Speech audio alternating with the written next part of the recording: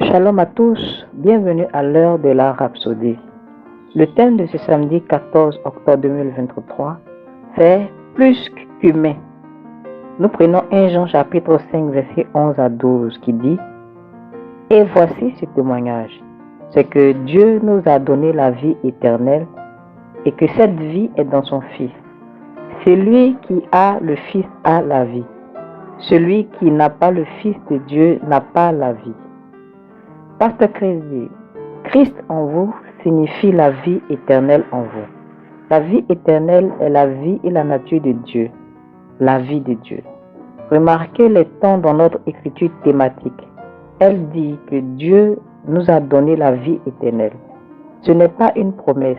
Il ne va pas nous donner la vie éternelle. Vous avez cette vie maintenant. En conséquence, Jean dit dans le verset 13: Je vous ai écrit ces choses afin que vous sachiez que vous avez la vie éternelle, vous qui croyez au nom du Fils de Dieu. 1 Jean chapitre 5 verset 13.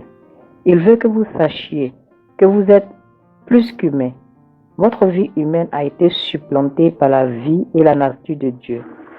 Cette vie divine en vous a rendu possible la communion et l'unité avec Dieu. Vous n'êtes en aucun cas une personne ordinaire. Rappelez-vous les paroles du psalmiste dans Psaume chapitre 82 verset 6 qui dit: J'avais dit, vous êtes des dieux, vous êtes tous des fils du Très-Haut.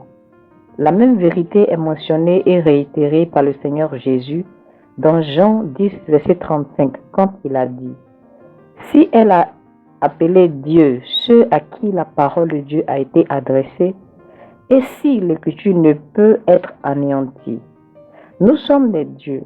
Parce que Dieu nous a donné naissance. Nous sommes la progéniture de la parole. Puisque vous avez été régénérés, non par une semence corruptible, mais par une semence incorruptible, par la parole vivante et permanente de Dieu. Vous le verrez dans 1 Pierre chapitre 1 verset 23. 1 Jean chapitre 4 verset 17 dit: Tel il est, tel nous sommes aussi dans ce monde. Alléluia. Alléluia. Nous allons faire la confession. Christ vit en moi. Je suis l'expression de sa réalité, sa grâce, sa gloire, son royaume, sa puissance et sa personnalité.